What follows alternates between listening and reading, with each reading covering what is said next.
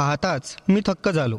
तिनं एक साधीच पण छान अशी लाईट ब्लू कलरची साडी नेसली होती व चेहरा हा कोणत्याही पुरुषाची नजर वेधून घेणारा असा होता. गोरा रंग, शरीर अगदी 35, 34, 37चं असेल. तिला पहिल्यांदा पाहताच माझे लक्ष तिचा नवरा दारुड्या होता. मी पाणी पिण्यासाठी आतल्या खोलीत गेलो. ताई पलंगावर अजून बसलेली होती.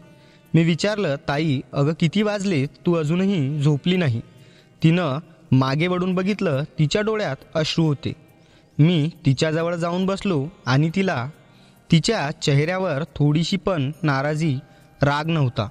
मीच समोर झालो आणि रात्रीबद्दल माफी मागितली. तशी ती म्हणाली, तू खूप वेगळा आहेस दुसऱ्यांपेक्षा. मला तुला धन्यवाद करायला पाहिजेत. जे मला हवं होतं तेच तू मला दिलं. तेव्हापासून प्रत्येक रात्री नमस्कार मित्रांनो, मी अतुल, वय 26. तुमचा अधिक वेळ न घेता मी सरळ आपल्या कथेला सुरुवात करतो. मित्रांनो, या कथातील सर्व पात्रांचे वय हे 18 वर्षापेक्षा जास्त आहे. माझी मावस बहीण कविता आणि मी कसे संपर्कात आलो आणि कसं परिस्थितीने आम्हाला चांगले मित्र बनवलं ह्याबद्दल आहे. मित्रांनो, कथा पूर्ण ऐका, तुम्हाला नक्कीच आवडेल अशी आशा करतो. सन 2020मध्ये पुण्याला हिंजवडीमध्ये IT कंपनीत मला नोकरी मिळाली. हे एक अभियांत्रिकी आणि तांत्रिक पद्धतीचं काम होतं. त्यामध्ये मला 6 महिने पूर्ण झाले होते. मी खूप मन लावून काम करीत असो. माझे सिनियरही माझं कौतुक करीत असत, कारण की फार कमी कालावधीमध्ये मी हे टेक्निकल काम शिकलो होतो. आयुष्यात सर्व काही सुरळीत चाललं होतं. पण एक दिवशी झालं असं की ऑफिसमध्ये सभा आयोजित करण्यात आली. माझ्या सिनियरद्वारे नेहमीप्रमाणे आम्हाला कौतुक होतंच, पण आज सभेमध्ये कोणत्या टॉपिकबद्दल चर्चा होणार असेल, काय नवीन कामाची पद्धत किंवा आमचे सिनियर आमच्या सभेत काय नवीन निर्णय घेतील, हाच विचार आम्ही करत होतो. मी आणि माझ्यासोबतच काम करणारे काही मुली सभेच्या रूमच्या दरवाजाच्या कडेला उभे होतो की कधी हा दरवाजा उघडेल आणि आम्हाला सूचना सांगितल्या जातील. जेमतेम 15 मिनिटांनंतर आमचे सिनियर असिस्टंट मॅनेजर मीटिंग रूमच्या बाहेर आले आणि आम्हाला नवीन सूचना आणि निर्णय समजवू लागले. त्यांना पुण्याबाहेरील काही कामासाठी नवीन वर्कर्सची गरज होती आणि तेही ITI ट्रेड व्यक्तीची. त्यामध्ये त्यांनी निवड केलेल्या व्यक्तीमध्ये माझंही नाव होतं. मला त्यांचा निर्णय फार काही आवडला नाही. त्यावर त्यांचं म्हणणं असं होतं की फक्त 1 वर्षासाठी तुमची ट्रान्सफर पुण्याच्या बाहेरील शहरात करणार आहोत. एकदा काय वर्कलोड कमी झाला आणि त्या लोकेशनचे वर्क कंट्रोलमध्ये आलं की तुम्ही पुन्हा तुमच्या नेहमीच्या ठिकाणी काम करू शकता. याउलट आम्हाला नेहमी जी सॅलरी भेटत होती त्याच्या 1.5 पटीनं नवीन शहरात भेटणार होती. कदाचित हे ऐकून मला दिलासा वाटला आणि मी विचार केला की फॅमिलीसोबत न राहता जर मला वेगळे राहावे लागेल तर हा माझ्यासाठी नवीन अनुभव असेल. मी या बाबतीत घरी आईबाबांना सांगितलं. त्यांनाही हा प्रस्ताव आवडला होता, कारण की नेहमीपेक्षा चांगला पगार भेटणार होता. पण शेवटी माझी काळजीही त्यांना होती. त्यांनाही विचार पडला की हा नवीन शहरात कसा राहील. अनोळखी लोकांमध्ये हा कधी राहिला नव्हता. बाबांनी विचारलं की कोणते शहर आहे अतुल, तू जिथं जाणार आहेस ते? मी अहमदनगरला जाणार आहे बाबा, मी त्यांना सांगितलं. त्यावर आईनं सुचवलं की जर तू अहमदनगरला जाणार असशील तर माझी बहीण म्हणजेच तुझी मावशी तिथंच एका गावात राहते आणि तिची लहान मुलगी कविता म्हणजे तुझी मावस बहीण ही तिथेच जवळपास राहत होती. मला लगेच कविता आठवली. ती माझ्यापेक्षा वयानं जास्त मोठी नव्हती, पण दिसायला एकदम देखणी, अंगकाठीही बांध्यात होती. तिला बघितलं की मनात फक्त तोच विचार यायचा. खरंच आईनं लगेच मावशीला फोन करून विचारायचं ठरवलं. त्यावर पप्पांना विचारायच्या अगोदरच पप्पाने होकार दिला, कारण त्यांनाही हा पर्याय योग्य वाटला. त्या रात्री आम्ही लवकरच जेवण केलं, कारण की आईला मावशीला फोन करायचा होता. जेवून झाल्यानंतर मी नेहमीप्रमाणे बाहेर फिरायला गेलो. थोड्याच वेळात मी बाहेरून फिरून घरी आलो आणि आईला विचारलं, काय झालं आई? मावशीला फोन केला होतास काय तू? मी एवढे प्रश्न विचारत होतो, पण आई मात्र शांतच होती. मी आईला बोललो, काय झालं आई? मावशीने नकार दिला का?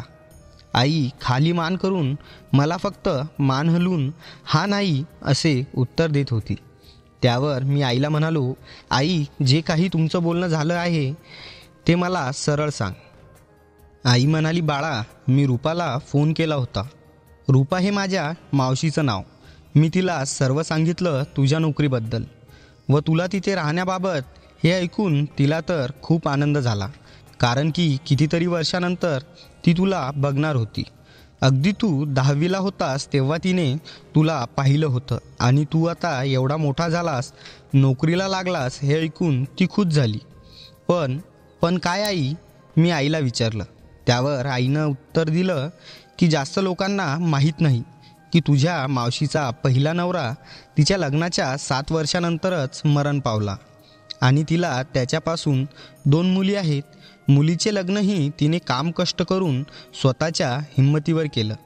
मुलीचे लग्न झाल्यावर ती पूर्णपणे एकटी झाली होती, त्यामुळं तिलाही दुसरा एखादा आसरा नव्हता. त्यामुळे तिलाही काहीतरी करून आपले जीवन व्यापन करणे गरजेचं होते. त्यासाठी तिने तिथंच एका गावाकडील बुवाच्या घरात काम करणं सुरू केलं. त्याचे घर स्वच्छ करणं, त्याला जेवण करून देणं, त्याचे कपडे भांडे, इतर त्याचे सर्व काम मावशी करत होती. त्याऐवजमध्ये तिचं तिकडे राहणं, खाणं व एका पुरुषाची सोबत व साथ तिला मिळत होती. आणि तीसुद्धा काय करेल? मावशीचं वय 40 उलटून गेलं होतं. या वयात एकटी बाई काय करेल? तिच्या ह्या निर्णयाबद्दल सर्व घरातील म्हणजे तिचे 2 भाऊ म्हणजेच माझे 2 मामा हे नाराजच होते. पण तिच्या मुली मात्र खूप खुश होत्या. आपल्या आईचे कष्ट त्यांना बघवत नव्हते. आईचं चांगलं होत असेल तर त्यांनाही आनंदच होणार. आईनं मला समजावलं की बाळा, तू तर समजदार आहेस. मावशी स्वतः एका परपुरुषासोबत राहत आहे. कसं बसं आपलं राहिलेलं जीवन जगत आहे. मावशी तर आपलीच आहे, तिला काहीही तक्रार नाही तुझ्या तिथे राहण्याबद्दल. पण मलाच तिला अजून तुझे ओझे तिच्या मागे नाही लोटायचं आहे. त्यासाठी मी तिलाच विचारलं, रूपा, तू सुचव आता काय केलं पाहिजे माझ्या अतुलच्या राहण्याच्या सोयीसाठी. मी तिला म्हणाले की तुझ्या नजरेत कुठलं कमी खर्चात भाड्याने घर आणि एखादी खानावळ असेल तर बघ. त्यावर मावशी म्हणाली, भाड्याचे घर म्हटलं तर एक अजून आणखी खर्च आलाच आणि खानावळमध्ये थोडी आपल्या घरच्यासारखं जेवण भेटतं. आपल्यापासून लांब ठेवून त्याचे हे असे हाल आपल्याला नाही बघवणार ग शोभा. शोभा हे माझ्या आईचं नाव. मावशीच्या अशा प्रकारे बोलण्याच्या मागची काळजी मला स्पष्ट दिसत होती, जी ती माझ्यासाठी घेत होती. आई सांगत होती की बोलता बोलता मी मावशीला सहजच तिची मुलगी कविता बद्दल विचारलं, कशी आहे ती, कुठे असते ती सध्या. त्यावर मावशीनं सांगितलं की तिची परिस्थितीही तिच्या आईसारखीच बेताची होती. दोघी मायलेकींला जणू काही कुणाची वाईट नजरच लागली असावी. कविताचंही लग्न फार कमी वयात झालं होतं आणि लग्न झाल्याच्या नंतर तिला समजलं की तिचा नवरा हा एक दारुडा होता. त्याला फक्त नशा पाहिजे असायची. तो दिवस रात्र फक्त दारू पित असत आणि रात्री कविताला त्रास देत असतो. हे ऐकून मला खूप वाईट वाटलं. एवढी सुंदर देखणी तिला बघून कोणालाही वेळ लागणार, अशा मुलीच्या नशिबी हे. आणि तिचा सासरा ही त्याच्या मुलाच्या टेन्शनमुळे व त्याच्या दारूच्या व्यसनांमुळे मरण पावला होता. तिला सासू होती, ती पण जास्त ह्या नवऱ्या बायकोमध्ये राहत नव्हती. ती आपल्या लहान मुलाच्या संसारात त्याच्या परिवारासोबत राहत होती. आपल्या नवऱ्याच्या भीतीने व त्याच्या नेहमीच्या रोजच्या त्रासाने कविता एक दिवशी नवऱ्याचं घर सोडून पळून एकटी एका गावात राहत होती व शेतात मोलमजुरी करत आपले जीवन व्यापन करत होती. पण शेतातील काम पण नेहमी भेटत नसत, त्यामुळे तिची आई तिला खर्च पाण्यात पैशाची मदत करत होती. 1 वर्ष होत आलं ती एकटीच राहत आहे. तिच्या नवऱ्यानेही तिला कधी शोधण्याचा प्रयत्न केला नाही व तिच्या सासूनेही कधी विचारपूस केली नाही मावशीकडे. कविताची अशी परिस्थिती बघता मावशीने विचार केला की जर मी आणि कविता सोबत राहण्यासाठी तयार होत असतील तर तो तिथं राहू शकतो. अतुलला अहमदनगरमध्ये कुठे ना कुठे राहण्यासाठी घर पाहिजेच होतं व त्याच्या जेवणाची सोय पण त्याला करावी लागणारच होती. त्याऐवजी तो कवितासोबत तिच्या खोलीत राहील व फक्त दोघांचं जेवण कविता करूच शकते. कविता ही त्या गावात इतक्या वर्षापासून एकटीच राहत होती. तिलाही अतुलच्या सोबत राहण्याचं मन लागून राहील. तिलाही कोणीतरी बोलायला चालायला साथी भेटेल. आणि कविता ज्या गावी राहत होती त्या गावाकडून अतुलचे ऑफिस जवळच होते. त्या गावापासून तो प्रवास अंदाजे 1 ते 1.5 तासाचा होता. दोघे बहीण भाऊ पण खूप वर्षांनी भेटतील. अतुल साधारण 10वीला होता तेव्हा कविता पहिल्यांदा मुंबईच्या घरी आली होती. ती पण तेव्हा 18-19 वर्षाची असेल. तेव्हा तिचं नुकतंच लग्न झालं होतं. तीच त्यांची पहिली आणि शेवटची भेट होती. पण त्यानंतर कविता कधी मुंबईला आलीच नाही. हे सगळं सांगून आई म्हणाली, अतुल तू कविता ताईबरोबर तिच्या गावी राहायला जा. त्यावर मी आईला विचारलं, ठीक आहे, जरी मी तयार असलो तरी कविता ताई तयार होईल काय मला सोबत राहू देण्यासाठी? आई म्हणाली, अरे बाळा, तुझी मावशी कविताला सर्व काही सांगणार आहे समजावून. त्यानंतर तू तिथे जा. तुझी मावशी उद्या फोन करून सांगणार आहे आपल्याला. दुसऱ्या दिवशी मावशीचा फोन आला होता. ती म्हणाली की कविताला सांगितलं की अतुल अहमदनगरमध्ये काम करणार आहे आणि त्याला तुझ्यासोबत राहावे लागणार, कारण त्याला तिथं राहायला दुसरी जागा नाही. हे ऐकून कविता ताई फार खुश झाली, कारण की खूप वर्षानंतर ती तिच्या भावाला भेटणार होती आणि सांगत होती की तिला मला सोबत राहू देण्यात काहीही अडचण नाही. आणि तिने तिचा फोन नंबरही दिला आहे. जेव्हा तू गावाजवळ जाशील तर तिला फोन करून कळव.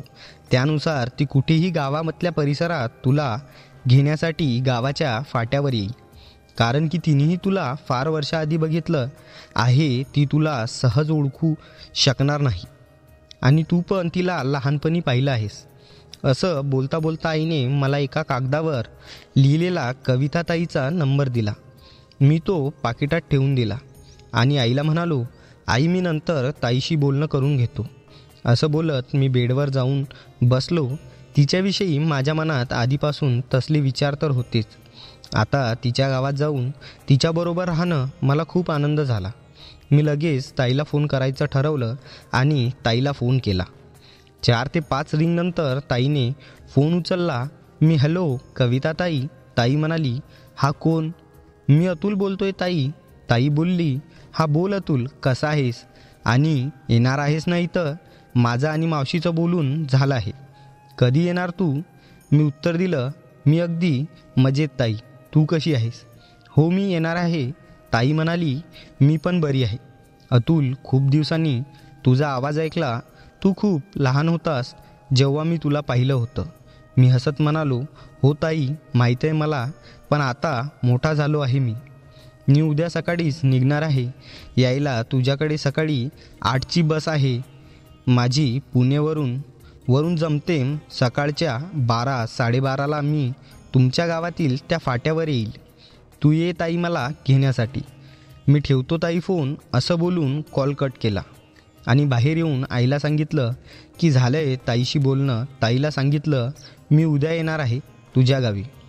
ताई पण आनंदातच होती. आज प्रवासाचा दिवस होता. ह्या उत्साहाने मी झोपेतून लवकर उठलो होतो. आईही झोपेतून आज लवकर उठली होती. तिनंही मला मदत केली. माझ्यासाठी नाश्ता बनवला, माझा टिफिन तयार करून दिला. जाता जाता आईनं मला सांगितलं, अतुल ताईला त्रास देऊ नकोस, ताईची काळजी घे. मी पण आईला जाताना प्रॉमिस केलं, आई मी माझी आणि कविता ताईची काळजी घेईल, तू निश्चिंत राहा. मी स्टेशनवर पोहोचलो. गाडीला स्टेशनवरून सुटायला अजून 15 मिनिटे बाकी होती. मी 10-15 मिनिटे अगोदरच स्टेशनवर येऊन थांबलो होतो. 10 मिनिटांनी गाडी आली. मी गाडीमध्ये शिरलो आणि थोड्या वेळानं मी ताईलाही फोन करून सांगितलं, ताई मी निघालो आहे तुझ्याकडे यायला. हो अतुल तू सांभाळून ये, ताई म्हणाली. गाडीतून उतरल्यावरही फोन कर आणि फाट्यावर पोहोचण्याच्या 15 मिनिटा अगोदर ही फोन कर, त्यानुसार मग मी येईल तुला घ्यायला, ताई आनंदी स्वरात म्हणाली. हो ताई मी करतो फोन, असं बोलून मी फोन ठेवून दिला आणि प्रवासाचा आनंद घेऊ लागलो. पोहोचून मी रिक्षा केली आणि कविता ताईला फोन केला. ताई मी पोहोचेल आता 20 मिनिटात फाट्यावर, ये तू तिकडे. असं बोलून मी फोन ठेवला. त्या रिक्षा चालकाने तासाभरात मला ताईच्या गावातील त्या फाट्यावर सोडले. ताई माझ्या आधीच तिकडे येऊन थांबली होती. एका झाडाच्या आडोशाला एक स्त्री उभी होती. मी अंदाज लावला की ही ताईच असावी, कारण तिची नजर गावाकडील येणाऱ्या रिक्षा चालकांकडेच होती. मी लांबूनच ताईला पाहिले होते. ती जवळ आली, म्हणाली, बापरे फार मोठा झालास तू. आई बाबा कसे आहेत, माझी सर्व विचारपूस करू लागली. तिला पाहताच माझ्या मनात तिच्या सौंदर्याचा विचार येऊ लागला. माझ्यासोबत बोलताना तिचे होठ, तिचे डोळे, तिचे गाल, त्यांची हालचाल मला फार लुभावत होती. कविता ताईचं वय 30च्या आसपास असावं, कारण की ती माझ्यापेक्षा फक्त 4 ते 5 वर्षांनं मोठी होती. मी तिला खूप वर्षानंतर पाहिलं होतं, पण आज मी तिला ज्या नजरेने बघत होतो व न्याहाळत होतो ती नजर एका जवान पुरुषाची होती. तिला पाहताच मी थक्क झालो. तिने एक साधीच पण छान अशी लाईट ब्लू कलरची साडी नेसली होती व त्याखाली तिने रेड कलरचा कॉटन ब्लेड ब्लाऊज घातला होता. त्यात स्लीव मात्र जरा शॉर्टच होते. तिचा चेहरा हा कोणत्याही पुरुषाची नजर वेधून घेणारा असा होता. गोरा रंग, मीडियम शरीरयष्टी होती. शरीर अगदी 35, 34, 37चं असेल. तिला पहिल्यांदा पाहताच माझे लक्ष तिच्या उभाराकडे गेले होते. ते उभार बघतानाच मी त्यांचा दिवाना झालो होतो. तिची कंबर ही एकदम सडपातळ होती. गावात राहूनही तिनं स्वतःला खूप मेंटेन केलं होतं. तिने साडी अगदी चापून चुपून नेसली होती. तिला पाहून मला एक साऊथ इंडियन ॲक्ट्रेस निधीची छवी डोळ्यासमोर आली. केस तिनं बांधून ठेवले होते. कपाळाला तिची लहानशी टिकली तिला शोभून दिसत होती. तिला पाहता मला विचार पडला की फक्त मला रिसीव्ह करण्यासाठी ताई एवढी नटून थटून का आली असावी. ह्याचं कारण मला थोड्याफार दिवसांनी समजणार होतं. माझ्याकडे पाठ करत ती चालत असताना तिच्या बोलण्याकडे माझे कमी लक्ष होते, पण तिच्या मागे जास्त होते. ती चालत असताना मी मुद्दाम तिला पाठवून पाहण्यासाठी 2 पावलं तिच्या मागे चालत होतो. ताई आणि मी गावाच्या दिशेला जसे जसे जात होतो, ताई मला गावातील रस्त्यांची ओळख करून देत होती. वाटेत येणाऱ्या मंदिराची माहिती देत होती. आमचं बोलणं चालू होतं. तेवढ्यात ताईचं घर आलं. आम्ही आत शिरलो. ताईनं मला पलंगावर बसायला सांगितलं आणि माझी बॅग आतल्या खोलीत नेऊन ठेवली. माझ्यासाठी प्यायला पाणी घेऊन आली. मी पाणी पिऊन घेतलं आणि ताईलाही पाणी पिण्यास सांगितलं. ताईचे पाणी पिऊन झाल्यावर ताईने मला सांगितलं, अतुल तू जेवायला बस, मी जेवण वाढते तुला. असं बोलून ताई माझ्याशी बोलताना माझ्याकडे पाठ करत किचनच्या दिशेकडे वळाली. तसं मी ताईचं सौंदर्य पाहतच राहिलो. माझ्या मनात ताईबद्दल अशी भावना आलेली मला एक नवीन उत्साह देऊन जात होती. सोबत एक भीतीही होती. जर ताईनं माझी ही नजर ओळखली तर काय होईल. पण मी तरी काय करणार. त्या पूर्ण खोलीत मी आणि ताईच राहणार होतो आता काही महिने तरी. त्यामुळे माझ्या मनातील भावनांवर ताबा ठेवणं अवघड होतं. ताईनं जेवण आणलं व मला वाढलं आणि जेवण वाढता वाढता माझ्याशी बोलणंही करत होती. ताई म्हणाली, अतुल पोटभर जेवायचं हा, अजिबात लाजायचं नाही. असं बोलत ताईने स्वतःही जेवण घेतलं. काय हवंय का तुला, असं ताई मला अधूनमधून विचारत होती. मीही अगदी आवडीने खात होतो. आम्ही पोटभर जेवून झाल्यावर मी खाटेवर पाठ करून बसलो आणि ताई पलंगालगतच्या आरामात खुर्चीवर बसून माझ्याशी बोलत होती. आम्ही गप्पा मारू लागलो. ती माझ्या कामाबद्दल विचारत होती तर मी ह्या गावाबद्दल ताईला माहिती विचारत होतो. ताईशी बोलताना माझ्या मनात खूप प्रश्न येत होते. जसे की ताई ह्या गावी एकटी का राहत होती. तिचं लग्न झालं असताना ही घर परिवार असताना ती ह्या गावामध्ये कोणत्या कारणामुळे राहत होती. तिच्या डोळ्यातही मला दुःख दिसत होतं. आमच्या गप्पा सुरूच होत्या. तेवढ्यातच दारातून एक आवाज आला, काय ग पोरी, आलीस काय. हा आवाज ऐकताच ताई त्या खुर्चीवरून उठून माझ्या बाजूला पलंगावर येऊन बसली आणि बोलू लागली, हो अक्का आले, मी तासभर झाला येऊन, या ना तुम्ही आत. असं बोलून ताईने त्यांना आत बोलावलं. ती एक गावातली महिला वाटत होती. तिच्या कपड्यांनी तरी तिनं एक लुगडं घातलं होतं.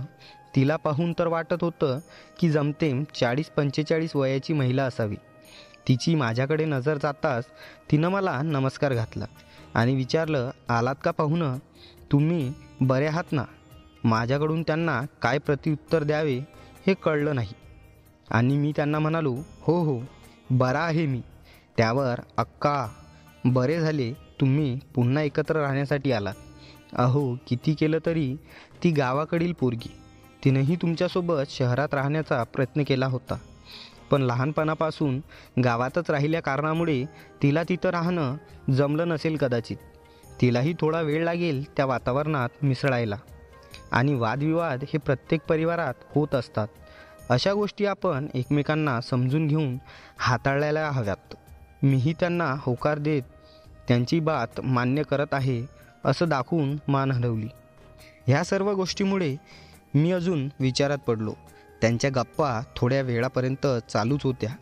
मीही त्या ऐकत आहे असे दाखवत होतो, पण मलाही काही गोष्टी स्पष्ट नव्हत्या. कारण त्या गप्पांमध्ये असेच काही समजलं होतं की ताईने माझ्याबद्दल अक्काला वेगळंच काही सांगितलं होतं आणि मला ते माहीत करून घ्यायचं होतं. थोड्या वेळानंतर अक्का गेली आणि जाताना म्हणाली, पाहुणं आता आलाय तर चांगली काळजी घ्या हिची आणि तुमची बी. येते मग भेटू नंतर. असं बोलत ती निघाली. मी ताईला ह्या सगळ्या गोष्टी विचारण्याचा प्रयत्न करत होतो, तर ताई विषय टाळत होती आणि वेळ आल्यावर तुला सर्व गोष्टी सांगेन अशी म्हणाली व आतील खोलीत निघून गेली. घरातील आतील खोली ही किचन घरासाठी आणि बाथरूमसाठी होती. पाणी पिण्यासाठी माठाचीही सोय ही आतच होती, त्यामुळे पाणी पिण्यासाठी आतच जावं लागायचं. संध्याकाळ होणारच होती. आम्ही जेवण करून मी आत खोलीत असलेल्या एका प्लास्टिक खुर्चीवर बसलो. ताई काम करत असताना मी ताईच्या निहाळत होतो. ती अजूनही त्या निळ्या रंगाच्या साडीतच होती. काही वस्तू उचलण्यासाठी खाली वाकत असताना मला बरंच काही दिसत होतं. पहिल्यांदा इतक्या जवळून मी ताईला पाहत होतो. ताईही अधूनमधून माझ्याशी बोलताना माझ्याकडे बघत होती. एक वेळ मी विसरूनच गेलो की मी माझ्या मावस बहिणीला बघत आहे. मला तिच्यामध्ये फक्त आणि फक्त एक मोहक स्त्री दिसत होती. गप्पा सुरू करण्यासाठी मी ताईला तिच्या कामाबद्दल विचारले, तर ताई म्हणाली ती फॅक्टरीमध्ये काम करते. जेव्हा काम असते जेव्हा त्यांना बोलावलं जातं आणि इतर शेतातील कामंही ताई रोजंदारीवर करत असते. ताईच्या नवऱ्याबद्दल मी ताईला विचारण्याचा प्रयत्न केला. त्यावर ताई म्हणाली, अरे अतुल, आता तुझ्यापासून काय लपवायचं? तू घरचाच व्यक्ती आहेस. अरे कसे तरी 2 वर्ष मी त्याच्याबरोबर काढले होते. त्याला दारूचं व्यसन होतं. सतत दारू पिऊन घरी येऊन मला त्रास द्यायचा, मला मारायचा, माझ्यावर हुकूम गाजवायचा. त्याच्या सर्व गोष्टी मला ऐकाव्या लागायच्या आणि कराव्या लागायच्या, आणि तेही माझी इच्छा नसताना. कारण नवरा होता. माझी सासूही आमच्यामध्ये येत नसते. समाजाच्या भीतीने 2 वर्ष मी त्याचा त्रास सोसला. मला आधी माहीत असतं तर मी अशा दारुड्या व्यक्तीसोबत लग्नच केलं नसतं. सुखी संसार कसा असतो हे मला कधीच पाहायलाच मिळाला नाही रे. मीही खूप स्वप्न बघितली होती सुखी परिवाराची, पण माझ्या नशिबात कधी ते नव्हतंच. एक दिवशी मीच कंटाळून त्याच्या कैदेतून पडून येऊन ह्या गावात येऊन राहू लागली. त्रास तर आताही आहे, पण तेवढा नाही जसा आधी होत होता. ताई मला सांगत असताना तिच्या डोळ्यात कदाचित हलके अश्रू येत होते. ताईने एवढा त्रास सहन केला हे ऐकून मलाही फार वाईट वाटलं. मी ठरवलं की ताई रडत आहे, तिला जरा हसवलं पाहिजे. मी उठून उभा राहिलो आणि ताईच्या जवळ जाऊन ताईला सहानुभूती देत म्हणालो, ताई, मीही तुझ्या परिवारातीलच एक आहे ना, मग तू रडू नकोस. सध्या मला विश्वास आहे तू सुद्धा एका सुखी समृद्धी परिवाराची मालकीनबाई होशील आणि तुझ्या नवीन संसाराची राणी होशील आणि हक्काने राज करशील, असं आश्वासन देऊन मी ताईला हसवण्याचा प्रयत्न केला. त्यावर ती म्हणाली, अतुल, तुझा स्वभाव खट्याळ आहे रे. आणि ती हसत काम करू लागली. मी म्हणालो, ताई, तुला राग नाही ना आला तुझी मस्करी केली म्हणून? त्यावर ताई म्हणाली, नाही रे, त्यात कसला आलाय राग? तू येथे आलास त्यामुळेच माझा थोडा मूड फ्रेश तरी झाला. नाहीतर इकडे माझ्यासोबत इतके वर्ष कोणीही बोलायला नव्हतं. एकटीच रोज शांत ह्या खोलीत भूतासारखी काम करत असते. तू आल्यामुळे माझा आत्मविश्वासही वाढला आहे. कारण की माझ्याशी बोलायला तर तू आहेस ना. तुझ्याशी बोलून माझं मन तरी लागून राहील ह्या घरामध्ये. त्यावर मी म्हणालो, तुला खरं सांगू का ताई, मलाही तिकडं पुण्याला जास्त कोणी मित्रमैत्रिणी नव्हत्या व इतर नातेवाईकांकडेही मी कधी जात नसे. त्यामुळे मनातील काही मत व काही विचार मी कधी कुणाशी मांडू नाही शकलो. माझ्यासुद्धा काही भावना अशा होत्या की मी त्या कुणाशी व्यक्त करू शकलो असतो, पण करू शकलो नाही. मित्रमंडळी, नातेवाईक सर्व जे ते ज्यांच्या आयुष्यात व्यस्त होते, कुणीही फार असं लक्ष माझ्या लाईफमध्ये दिलं नाही. ताई, हो रे अतुल, तुझं बोलणं अगदी बरोबर आहे. मीही एकटी राहून या काही वर्षात अनुभवलं आहे. सर्वजण आपापल्या जीवनात व्यस्त असतात आणि आपण मात्र त्यांच्याकडे आशा लावून बसलेलो असतो. हे ऐकून मी ठरवलं की ताईला माझ्याकडून जी मदत होईल ती मी करेल. तिला सर्व प्रकारे आनंदी ठेवण्याचा मी प्रयत्न करेन. त्यासाठी मी ताईला खुश ठेवण्यासाठी जे शक्य होईल ती संधी शोधू लागलो. तिला कसलाही कमतरता भासली नाही पाहिजे ह्याची मी पुरेपूर काळजी घ्यायला ठरवलं. थोड्या वेळाने ताई म्हणाली, हे बघ अतुल, बोलता बोलता कधी स्वयंपाक झाला हे कळलंच नाही मला. असे बोलत असताना तिने साडीच्या पदराने तिच्या चेहऱ्यावरील घाम पुसला होता. ताईला थोडी अडचण येत होती म्हणून मी म्हणालो, ताई, तू घरात असताना एवढी भरीव साडी का नेसली आहेस? त्यामुळे ह्या गरमीत तुला फार घाम येत आहे. तू का नाही ड्रेस किंवा गाऊन घाल, त्यामध्ये तू आरामात घरातील कामे करू शकशील. होय रे, साडीमध्ये काम करणं थोडं तकलीफचंच असतं, पण सकाळपासून जेव्हा तू आला आहेस तेव्हापासून मला वेळच मिळाला नाही चेंज करायला. उद्यापासून मी काम करायच्या वेळी साधे मोकळे अंगाचे ड्रेस घालत जाईल, पण त्यामध्ये मी तुला सुंदर दिसणार ना, अशी मस्करी करत ताई मला म्हणाली. मी तिच्याकडे बघत म्हणालो, काय ताई, तू एकच गोष्ट लक्षात ठेवून माझी मस्करी करत आहेस. ताईच्या ह्या पद्धतीने बोलण्याने मला समजलं की ताई जरा मनमोकळ्या स्वभावाची आहे. मी तिचा हा स्वभाव कधी बदलू देणार नाही. थोड्या वेळाने ताईने राहिलेली कामे आवरली व तिने आतल्या खोलीतच तिला व मला जेवण वाढलं. पोटभर जेवून झाल्यानंतर ताई मला म्हणाली, तुला झोप आली असेल तर तू बाहेरील पलंगावर जाऊन झोप. उद्या सकाळी तुला कामाला जावे लागेल, त्यासाठी मला तुझ्या डब्यासाठी भाजी निवडायची आहे. ती मी निवडून ठेवते आणि मी इथेच झोपणार आहे. ताईचे म्हणणे ऐकून मी पलंगावर जाऊन पडलो. मी झोपण्याचा प्रयत्न करत होतो, पण माझ्या डोळ्यासमोर सतत दिवसभर झालेलं ताईचं दर्शन येत होतं. ताईचे आणि माझे झालेले संवाद मला आठवत होते. तसाच विचारात मी झोपी गेलो. रात्रीच्या 2:30च्या सुमारास मला जाग आली आणि मी पाणी पिण्यासाठी आतल्या खोलीकडे निघालो. आतल्या खोलीला एक दार होतं. जसे मी ते दार खोलत होतो तसं मला जे दृश्य दिसलं ते बघताच माझ्या छातीत एक धडधड सुरू झाली. ताई शांत झोपी गेली होती. ताई अजूनही साडीच घालून झोपली होती. ताई डाव्या हाताच्या कुशीवर झोपली होती. तिचा पदर जरा घसरून खाली सरकला होता. मी जास्त लक्ष न देता पाणी पिऊन परत जाऊन झोपलो. सकाळी मी तयारी करण्यासाठी जरा लवकरच उठलो होतो. ताई आतमध्ये काम करत होती. ताईला पाहतानाच मनात सारखेच रात्री पाहिलेलं सौंदर्य नजरेसमोर येत होतं.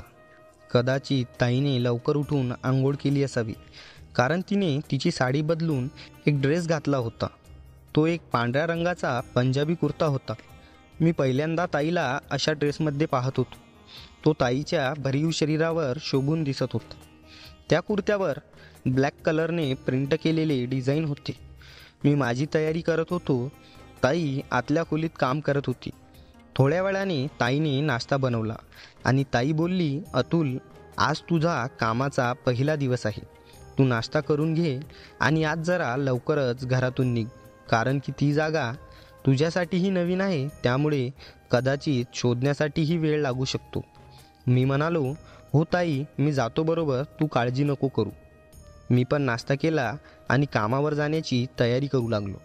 माझी नजर मात्र सारखीच ताईच्या त्या टाईट अशा ड्रेसकडे वळत होती.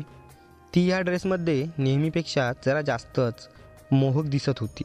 थोड्या वेळाने मी कामावर निघून गेलो. परत दररोज माझं हे रुटीन चालू झालं. काम आणि संध्याकाळी घर असेच 10-15 दिवस निघून गेले. एक दिवस अचानक ताईने मला फोन केला. हॅलो अतुल, तुला उद्या ऑफिसवरून जरा लवकर येता येईल काय? मी म्हटलं हो ताई, पण काय झालं, काही गडबड तर नाही ना? ताई म्हणाली, अरे अतुल, तशी काही गडबड नाही रे, पण सालाबादप्रमाणे आपल्या गावात जत्रा असते. माझ्या मैत्रिणी मला खूप हट्ट करीत आहेत जत्रेत मला घेऊन जाण्यासाठी. मग मी एकटी कशी काय जाऊ?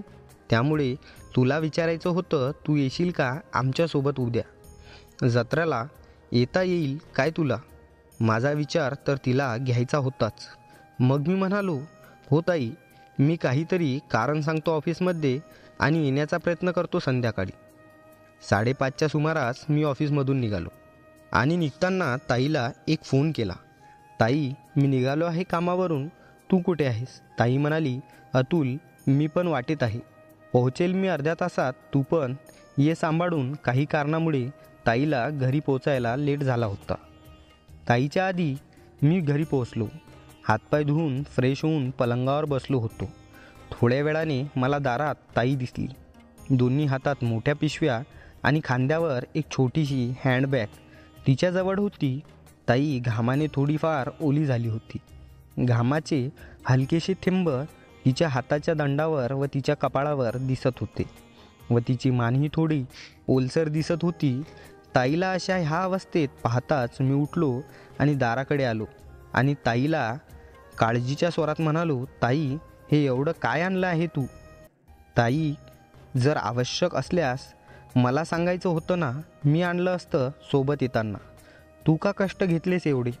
त्यावर ताई म्हणाली, तसे काही नाही अतुल, माझ्या मनात विचार आला, घरीच जात आहे तर सहजपणे जाताना घेऊन जावे आवश्यक अशा गोष्टी. त्यासाठी मी आणलं हे सर्व सामान सोबत. एकटी राहून जगतंय, मला तिच्याविषयी खूप काळजी असायची. आणि आम्ही जत्रेसाठी निघालो. तेवढ्यात ताई तयारी करून बाहेर आली. ताईचं सौंदर्य तिच्या उजळ चेहऱ्यावर आणि गडद डोळ्यामधून दिसत होतं. तिचे ते निळे डोळे इतके मोहक होते की कोणालाही लगेच आकर्षित करू शकत होते. त्याचबरोबर तिचे लांब काळे केस सुद्धा तिच्या पाठीवरून खाली सरकत होते. तिच्या गुलाबी साडीमुळे तिचं सौंदर्य अजून खुलून दिसत होतं. हलका मेकअप केल्याने तिचा चेहरा अजून सुंदर दिसत होता. नाजूक कंबर आणि उत्तम बांधा साडीने छान उठून दिसत होता, ज्यामुळे तिच्या चालण्याची शोभा आणि स्थिरता अधिकच वाढली होती. ती माझ्याकडे हसत म्हणाली, अतुल, कशी दिसतंय रे? मी असं म्हणत ती माझ्या गळ्यात पडली. ह्यावेळीसुद्धा ताईमध्ये मला एक वेगळाच बदल दिसला. ताई स्वतःहून माझ्याबरोबर जवळीक साधण्याचा प्रयत्न करत होती. आम्ही जत्रेत पोहोचलो. जत्रेत सेल्फी घेताना किंवा फोटो काढताना तसेच इतर उपक्रमात ती निवांतपणे माझ्या शेजारी उभी राहत होती. त्यांच्या गप्पा मारताना तिच्या नजरेचा खेळ आणि कधीकधी अनाहूतपणे तिचा स्पर्श मला वेधून घेत होता. जत्रेच्या रंगीबेरंगी प्रकाशाखाली मला ही खुशी होत होती. दिवसभर जत्रेत गर्दी असल्याने कविताताई मला चिटकून चालत होती. जत्रेत फिरून खूप भारी वाटत होतं. संध्याकाळी जत्रेतून निघताना चालत घराकडे निघालो. आम्ही घरी पोचलो. घरी पोचल्यावर फ्रेश होऊन थोडा आराम केला. रात्रीचे 9 वाजले होते. ताईनी जेवणाची तयारी सुरू केली. मी जेवण बनवण्यात मदतीचा आग्रह धरला आणि ताईच्या नकारानंतरही मी मदत केली. जेवण तयार झाल्यावर जेवताना जत्रेत घालवलेल्या वेळाच्या आठवणीवर आम्ही बोलत होतो. गावातून येताना लोक माझ्याकडे बघून कसं काय पाहुणं, बरं आहे ना, असं विचारत होते. मी विचारातच होतो तेव्हा मी ताईला विचारलं की हे लोक असं का बोलत आहेत माझ्याशी. ताई म्हणाली, जे काही मी आता सांगणार आहे त्यामध्ये तू माझ्या सोबतच राहशील आणि माझी साथ देशील. आणि हे सगळं तू कोणालाही सांगणार नाहीस, घरातील परिवारात सुद्धा नाही. मला माहीत नव्हतं की तू किती दिवस इथे राहणार आहेस. गावात कोणीही 2 जवान स्त्री पुरुषांना एकत्र राहू देणार नाही. तुझ्या बाबतीत जर मी सगळ्यांना खरं सांगितलं असतं तर ते मान्य करतील असं वाटतं का तुला? मी आश्चर्याने विचारलं. मग तू त्यांना काय सांगितलंस? ताई म्हणाली, थांब मी सांगते. मी सगळ्यांना सांगितलं की माझा नवरा माझ्यासोबत राहायला येणार आहे. मला हेच सांगणं योग्य वाटलं. मी पण ताईची परिस्थिती लक्षात घेता तिच्या सगळ्या गोष्टींना ऐकून तिची साथ देण्याचं ठरवलं, ज्यामुळे ताई सुखावली आणि निश्चिंत झाली. तिनं मला धन्यवाद केला आणि आराम करण्यास सांगितलं. त्यानंतर ती आतील खोलीत झोपायला गेली. मी अंथरुणावर झोपताना खूप गोष्टींचा विचार करत होतो. त्याला आता ताईनं सांगितल्याप्रमाणे सर्वांसमोर ताईशी नवऱ्यासारखं वागायचं होतं, जेणेकरून कोणालाही खऱ्या नात्याची कल्पना येऊ नये आणि संशय निर्माण होऊ नये. पण आज जत्रेत झालेल्या ताईच्या स्पर्शाच्या खेळात व ताईसोबत नवरा बायकोप्रमाणे वागण्याच्या कल्पनेने माझ्या मनात एक वेगळीच भावना निर्माण झाली होती. मी थोड्या वेळाने पाणी पिण्यासाठी आतल्या खोलीत गेलो. ताई पलंगावर अजून बसलेली होती. मी विचारलं, ताई, अगं किती वाजलेत? तू अजूनही झोपली नाही? तिनं मागे वळून बघितलं. तिच्या डोळ्यात अश्रू होते. मी तिच्याजवळ जाऊन बसलो. अगं ताई, काय झालं? काय रडतेस? ती म्हणाली, अतुल, अरे काही चुकीचं केलं असेल मला म्हणून असा दारुड्या नवरा मिळाला. मलाही कळत होतं तिचं दुःख, तरुणपणात एकटं राहायचं दुःख. मी तिचा हात हातात घेतला. मला राहवलं नाही आणि तिला जवळ ओढून घट्ट मिठीत घेतलं. तिच्या नवऱ्याने दिलेला त्रास तिच्या डोळ्यात दिसत होता. मी तिला अचानक चुंबन घ्यायला लागलो. आम्ही दोघं एकमेकांमध्ये हरवू लागलो होतो. ती मला प्रतिकार करत नव्हती, याउलट प्रतिसाद करत होती. ती एक शब्दही बोलत नव्हती. तिच्या डोळ्यातले अश्रू थांबले होते, पण दुःख थांबत नव्हतं. ती मला इशारा करत होती स्वतःमध्ये सामावून घेण्याचा. मी देखील तसंच तिच्यामध्ये सामावून गेलो. कितीतरी वेळ आम्ही एकमेकात होतो. रात्रभर मी तिला तिच्या दुःखात आधार देत होतो. आम्ही संबंध बनवला. सकाळ झाली. अखेर रात्री आमच्यामध्ये काहीही बोलणं झालं नाही. ताई पण काहीच बोलली नव्हती. अस्ताव्यस्त झालेले कपडे उचलून मी लवकर आवरलं, कारण मला कामावर जायचं होतं. ताई पण उठून माझ्यासाठी स्वयंपाक करत होती. माझा डबा घेऊन ती माझ्याकडे आली आणि हसत म्हणाली, अतुल, झालं का तुझं? हा घे डब्बा आणि वेळेवर जेवण करून घेजो. ताई आनंदी दिसत होती. तिच्या चेहऱ्यावर थोडीशी पण नाराजी, राग नव्हता. मीच समोर झालो आणि रात्रीबद्दल माफी मागितली. तशी ती म्हणाली, अरे मला खरंच तू खूप आवडतो. तू खूप वेगळा आहे दुसऱ्यांपेक्षा. उलट मला तुला धन्यवाद करायला पाहिजेत. जे मला हवं होतं तेच तू मला दिलं. माझ्या दुःखात माझा सहभागी झाला. ती खूप खुश होती. ती माझी काळजी घेत होती. मला आवडणारे पदार्थ ती दररोज बनवून द्यायची. माझे कपडे स्वच्छ धुवून ठेवायची. जेवढे दिवस मी तिथं त्या गावात होतो तेवढे दिवस आम्ही नवरा बायकोप्रमाणे राहत होतो. ती खूप खुश असायची. तिच्या चेहऱ्यावर वेगळीच चमक होती. दिवसभर माझ्यासाठी वेगवेगळे पदार्थ तयार करून ती मला खाऊ घालायची आणि रात्री माझ्या जीवनाचं पुस्तक बनवून मला वाचायची. आताही आमचा हा प्रवास लाडीगोडीने आनंदाने फुलत आहे. पण तिच्या नवऱ्यात काही बदल झाला नाही. कविताताई माझी एक चांगली मैत्रीण झाली होती. जवळजवळ 6 महिने तिथं नोकरी करून परत पुण्याला आलो. थोड्याच दिवसात कविताताईच्या लग्नाची बातमी आली. तिचं एकटं जीवन संपणार म्हणून मी आनंदी होतो. आताही आम्ही अधूनमधून भेटत असतो आणि एकांतात भरपूर गप्पा मारत असतो. तर मग मित्रांनो, ही होती अतुलची कथा. कशी वाटली तुम्हाला ही कथा मला कमेंटमध्ये सांगा आणि व्हिडिओ आवडल्यास एक लाईक आणि चॅनलला सबस्क्राईब नक्की करा. परत भेटू अशाच एका नवीन कथेत.